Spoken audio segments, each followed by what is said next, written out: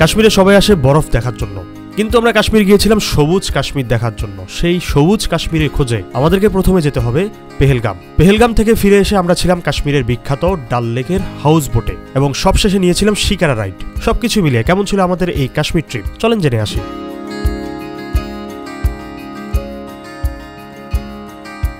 কাশ্মীরের official trip কিন্তু আমাদের আজকে থেকে শুরু। গতকাল জাস্ট আমাদের জার্নি ছিল, জার্নিকালীন সময়ে আমাদের অনেকগুলো প্রবলেম হয়েছে, সেটা আগের এপিসোডগুলোতে দেখছেন। আজকে থেকে বলতে পারেন আমাদের এই যে সাইট সিইং করা, কাশ্মীরের যে কটা জায়গা ঘুরবো সবগুলো জায়গায় কিন্তু আজকে থেকে শুরু। আর এই ট্রিপে আসলে ক্যামেরার সামনে থাকবো আমি শিশির দেব, আর ক্যামেরার পেছনে থাকবে হচ্ছে তিথি। এই যে পৃথিবীর বুকে বলা হয় স্বর্গ, তাই না? হ্যাঁ, পৃথিবীর বুকে স্বর্গ, কাশ্মীরকে ভূস্বর্গ বলা হয়, মানে পৃথিবীর ভিতরে ছোট্ট একটি স্বর্গ।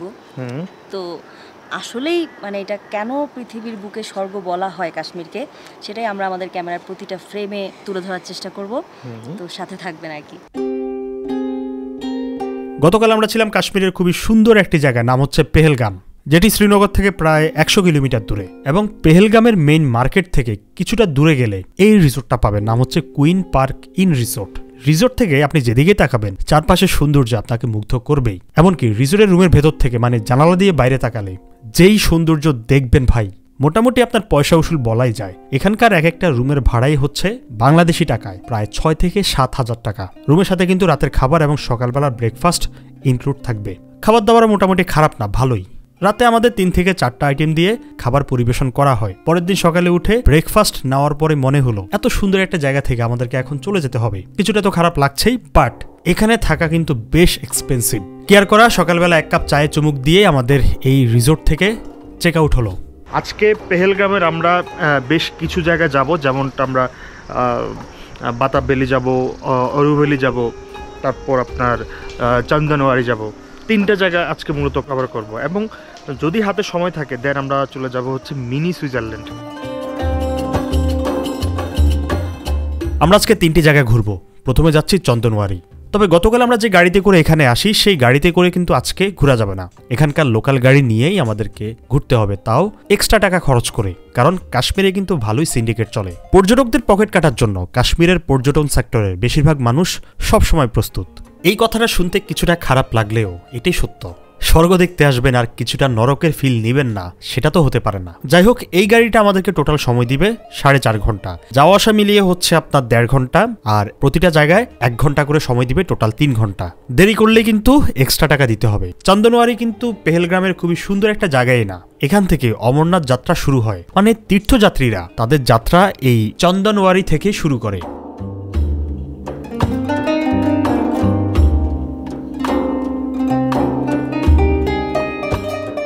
তো এটা মূলত হচ্ছে একটা তীর্থস্থান হিন্দুদের জন্য।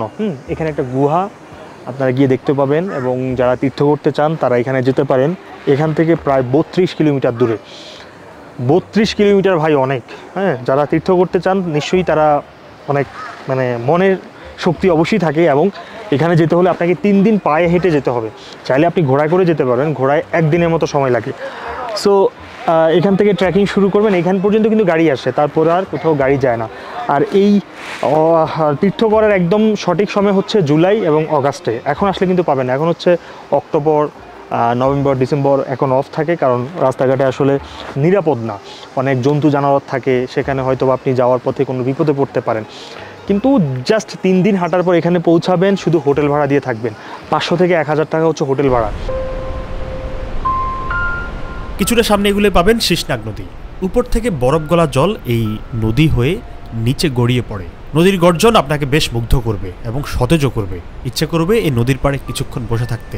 এই নদীর জল কিন্তু শীতকালে বরফ হয়ে যায়, আর এখন চারপাশটা সবুজ, বাট ওই যে বললাম শীতকালে আসলে কিন্তু চারপাশটা সাদাই দেখবেন।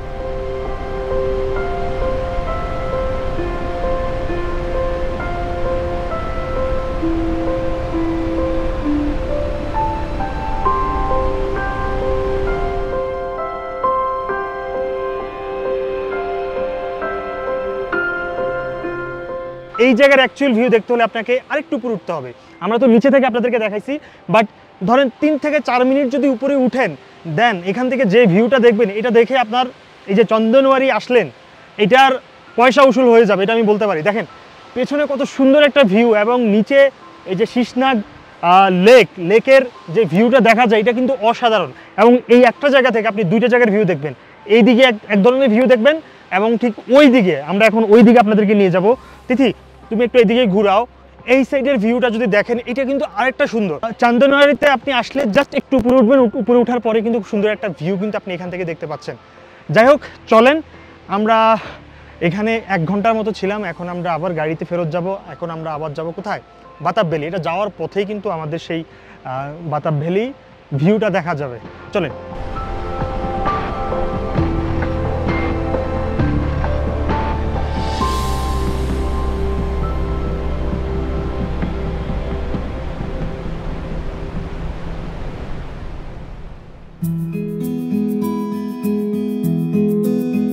চন্দনওয়ারি থেকে এখন আমরা যাচ্ছি আমাদের আজকের দ্বিতীয় স্পট বেতাব ভ্যালিতে। দূরত্ব হচ্ছে প্রায় 8 কিলোমিটার।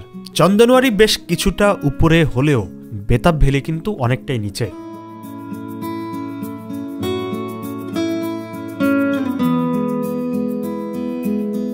শুনেছি এখানে আসলে নাকি স্বর্গের ছোঁয়া পাওয়া যায়। ব্যাপারটা পুরোপুরি মিথ্যেও না। আমাদের কল্পনায় স্বর্গটা যেমন হওয়ার কথা সম্ভবত এই জায়গাটি তেমনই। আমার এখন পর্যন্ত সুইজারল্যান্ড যাওয়া হয়নি, বাট মনে হচ্ছে এটা এশিয়ার সুইজারল্যান্ড। যারা সুইজারল্যান্ডে গিয়েছেন তারা বলতে পারবেন, কমেন্টে একটু জানাবেন। বলিউডের বিখ্যাত সিনেমা বেতাব সিনেমার নাম অনুসারে কিন্তু এই ভ্যালির নাম রাখা হয় বেতাব ভ্যালি। গরমকালে মানে এখন এই জায়গাটা সবুজ, হেমন্তকালে হলুদ আর শীতকালে সাদা।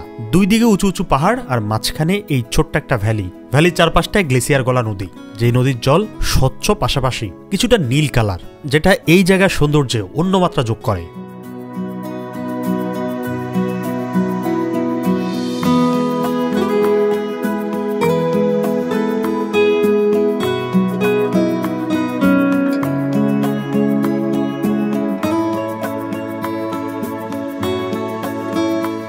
এবার কিন্তু আমাদের কাশ্মীর আসার উদ্দেশ্য ছিল সবুজ কাশ্মীর দেখা, সেটা কিন্তু এখানে এসেই পূরণ হলো। এখানে আরো কিছুক্ষণ থাকার ইচ্ছে ছিল, বাট করার কিছুই নাই। আমাদের হাতে সময় মাত্র 1 ঘন্টা, পুরোপুরি 1 ঘন্টা সময় শেষ করে এখন আমরা যাচ্ছি আজকের আমাদের শেষ গন্তব্য আরু ভ্যালির পথে। আচ্ছা, এটাকে বলা হচ্ছে আরু ভ্যালি, বাট এখানে মানে এক্সট্রা অর্ডিনারি কি আছে আমি জানি না, তবে চারপাশে শুধু ঘোড়ার মলমূত্র আছে। ঠিক আছে, পুরা ভ্যালিতে যেখানেই তাকাবেন সেখানেই ঘোড়ার মলমূত্র, যার কারণে সত্যিকার ভালো লাগতেছে না। আরু ভ্যালি সৌন্দর্যে কিন্তু আমরা খুব একটা মুগ্ধ হতে পারিনি। ভ্যালিটা হয়তোবা সুন্দর, কিন্তু জায়গাটা বেশ অপরিষ্কার ছিল। এখানে আর সময় নষ্ট না করে আমরা চলে আসি পেহেলগামে। এবার আমাদের শেষ গন্তব্য ছিল হচ্ছে মিনি সুইজারল্যান্ড বা বাইসারান ভ্যালি। সেখানে যেতে হলে লাগবে হচ্ছে ঘোড়া। ঘোড়া চালকদের দাম শুনে আমাদের সেখানে যাওয়ার পুরো ইচ্ছাটাই নষ্ট হয়ে যায়। শেষমেশ অবশ্য আমরা সেই বাইসারান ভ্যালিতে না যাওয়ার সিদ্ধান্ত নেই, কারণ সেখানে যে দৃশ্যটা দেখব, ভবিষ্যতে আমরা আসলে যে সকল জায়গায় যাব তার থেকেও বেটার দৃশ্য দেখতে পাবো। তো পেহেলগামের এই সুন্দর জায়গা থেকে আমরা শ্রীনগর চলে যাচ্ছি। খারাপ লাগতেছে। ভিডিও শেষ করার আগে অবশ্যই আমরা ধন্যবাদ জানাতে চাই আমাদের ট্রাভেল পার্টনার টিটিজিকে, দ্য ট্রাভেল গ্রুপ। আমাদের এই সম্পূর্ণ ট্রিপটা তারা অ্যারেঞ্জ করে দিছে, থ্যাংক ইউ। অ্যান্ড আপনারা যারা ওদের সাথে যোগাযোগ করতে চান, আমি স্ক্রিনে ওদের নাম্বার দিয়ে দিলাম এবং ডেসক্রিপশন বক্সেও কিন্তু আপনারা ডিটেলস পেয়ে যাবেন, কত কী খরচ হবে এবং তাদের কন্ট্যাক্ট নাম্বার পেয়ে যাবেন। সো তাদের সাথে যোগাযোগ করতে পারেন।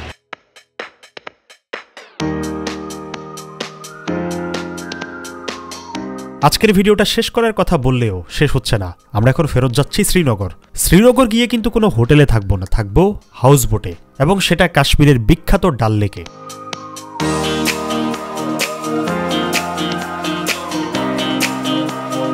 এটি হচ্ছে শ্রীনগর, যেটি কাশ্মীরের গ্রীষ্মকালীন রাজধানী। শীতকালের রাজধানী সরিয়ে নেওয়া হয় জম্মুতে, কারণ শীতের সময়টাতে এই শ্রীনগরের সবকিছুই বরফে ঢাকা থাকে। এটি হচ্ছে সেই বিখ্যাত ডাল লেক। এই লেকে শিকারা নৌকাগুলো চলাচল করলেও হাউসবোটগুলো কিন্তু স্ট্যাবলই থাকে। এখানে আপনারা বাজেটের ভিতরে হাউসবোট পাবেন, আবার বিলাসবহুল হাউসবোটও পাবেন। আজকে আমরা কিন্তু এখানকার একটা বিলাসবহুল হাউসবোটে থাকবো।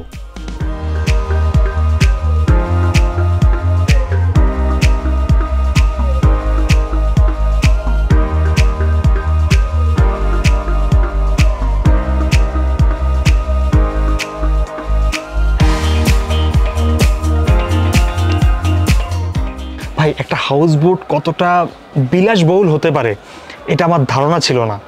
এই হাউসবোটটা দেখে আমার সেই ধারণা নতুন করে জন্ম নিছে। হ্যাঁ, বাংলাদেশে আমরা হাউসবোট দেখছি, আমি এই প্রথমবার কোনো একটা অ্যাকচুয়াল কোনো হাউস বোটে থাকতেছি। আর এই সাইডটা হচ্ছে ডাল লেক, এটা হচ্ছে আপনার রাতের ভিউ। রাতের ভিউটা কিন্তু জোস ভাই, মানে এই যে দেখেন এক সিরিয়ালে সব হচ্ছে হাউস বোট। আসেন আসেন, এটা হচ্ছে মূল লবি। হ্যাঁ, সকল গেস্ট এখানে এসে জাস্ট চেক ইন করে।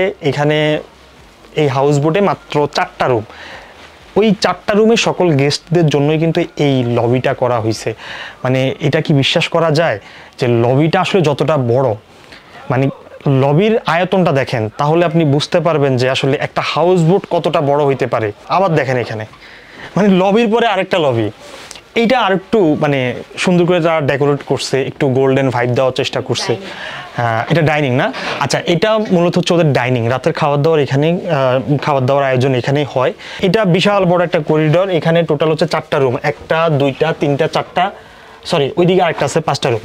এখন আমাদেরকে যে রুমটা দিছে, একদম প্রথম রুমটা হচ্ছে আমাদেরকে দিছে, এটা হচ্ছে আমাদের হাউস বোটের ভিতরে রুম। ভাই মানে নৌকার ভিতরে এত সুন্দর একটা রুম। হাউস বোটের ভিতরে এই বিলাসবহুল রুমটা, আমরা বিলাসবহুল বলতেছি হাউস বোট কনসিডার করলে। সো এই রুমের আসলে ভাড়া কত হতে পারে? অ্যারাউন্ড এই রুমটার ভাড়া সিজন এবং অফ সিজন অবশ্যই তফাৎ থাকবে, তবে 6 থেকে 7,000 টাকার মতো হয়। আচ্ছা এটা হচ্ছে ইন্ডিয়ান রুপির কথা বলতেছি, বাট বাংলাদেশি হিসাব করলে ধরেন আরও 3,000 টাকা অ্যাড করে নেন। রাতের খাওয়া দাওয়া এই হাউস বোটের ভেতরেই, এবং খাওয়া দাওয়া কিন্তু এই প্রাইজের ভিতরে ইনক্লুডেড। ইভেন সকালবেলা ব্রেকফাস্টও কিন্তু থাকছে। তো গতকাল আমরা ছিলাম এখানকার একটা হাউস বোটে, নিশ্চয়ই গতকালকের ভিডিওতে আপনারা দেখছেন। তো আজকে আমাদের প্ল্যান হচ্ছে হাউস বোট থেকে চেক আউট করবো, চেক আউট করে এখানকার যে ডাল লেক, বিখ্যাত ডাল লেকে শিকারা রাইডটা করব 1 ঘন্টার জন্য। আর আজকে আসলে আমরা শ্রীনগর থেকে খুব একটা বেশি দূরে যাব না, শ্রীনগর এই সিটি সাইট সিনটাই করবো। তো আমাদের ড্রাইভার সম্ভবত আর আধা ঘন্টা পর আসবে, আমরা এর ভিতরে ব্রেকফাস্টটা করে নিই, দেন আমরা বের হব শ্রীনগর সাইট সিন করার জন্য।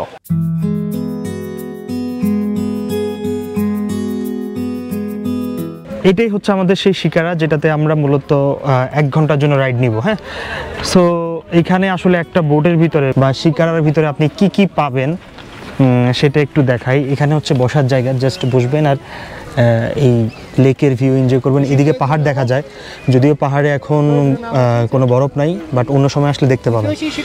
যাক চলেন আমরা ভিতরে উঠি। ধরো এটা ধরো। ডাল লেকের শিকারা রাইড মূলত 1 ঘন্টার জন্যই হয়ে থাকে, মানে 1 ঘন্টার ভিতরে ঘোরা হয়ে যাবে। এক একটা নৌকা হয়তো বা 1000 রুপির ভিতরে পড়তে পারে, তবে কিছু ক্ষেত্রে আপনার থেকে বেশিও চাইতে পারে, তবে অবশ্যই আপনাকে দামাদামি করে নিতে হবে। আর শিকারা রাইডে সবাই যেখানে যায় সেটা হচ্ছে মিনা বাজার। আমরা এখন সেই মিনা বাজারের দিকে যাচ্ছি। রাইড নেওয়ার সময় চাইলে আপনি আইসক্রিম খেতে পারেন, ভাসমান আইসক্রিমের দোকান আসবে, দেন আবার ওই স্ন্যাক্স খাওয়ার দোকান আসবে।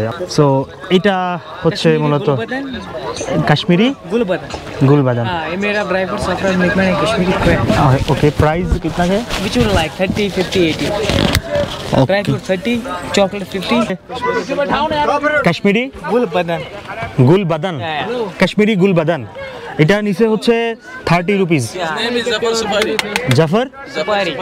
জাফর सफारी। জাফর সাফারি। আচ্ছা দেখি এটা খেতে কেমন। This is प्यार मोहब्बत without नफरत also. It's good. पर मैडम বুঝে only one? Okay, इग्नी तुम्हारा क्या? এটা ভালো, খেতে ভালো। শিকারা রাইড নিমে সেটা কোনো সমস্যা না, কিন্তু এই রাইডের সময় কিছু ভাসমান দোকান আসবে, তাদের হাত থেকে সাবধান। তারা মূলত আপনাকে ঠকাতেই আসবে। মন চাইলেও আর কিছু কিনে ফেলবেন, সেটা কিন্তু করা যাবে না। স্ক্যামারের হাতে পড়ার সম্ভাবনা সবচেয়ে বেশি।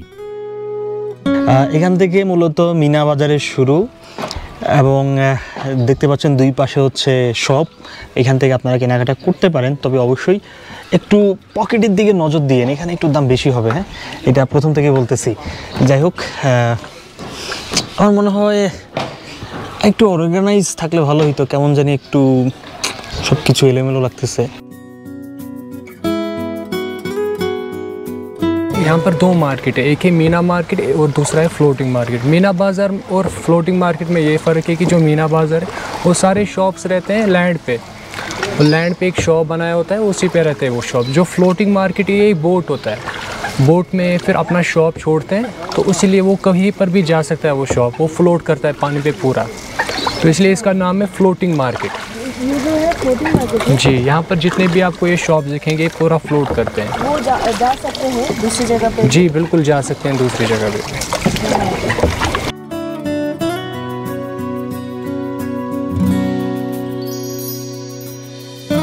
এখন এই সাইডে যেই বন জঙ্গল দেখতেছেন এগুলো আপনি যদি শীতের সময়টাতে আসেন সব সাদা দেখবেন।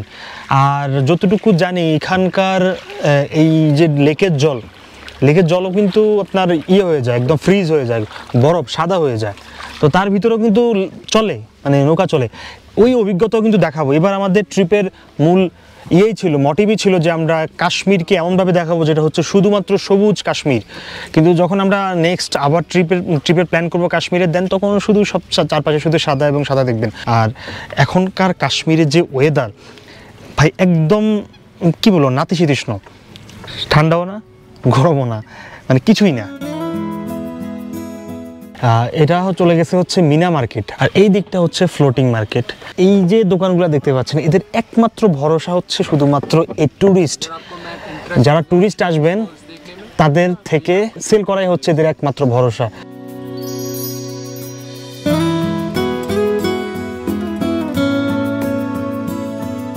ওই যে দেখেন দূরে একটা ফ্লোটিং বোর্ড দেখা যাচ্ছে, এটা মূলত হচ্ছে একটা পোস্ট অফিস। এবং আমাদের যেই বোটের চালক উনি বলতেছে এটা হচ্ছে এশিয়ার ভিতরে একটাই, মানে একমাত্র পোস্ট অফিস যেটা জলের উপরে ভাসে, ওই যে সাদা বোটটা।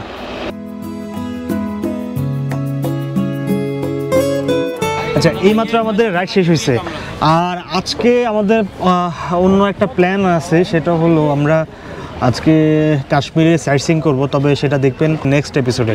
তো আজকের এপিসোড থেকে বিদায় নেই। কেমন লাগলো আমাদের এই সম্পূর্ণ ভিডিও অবশ্যই কমেন্টে জানাবেন।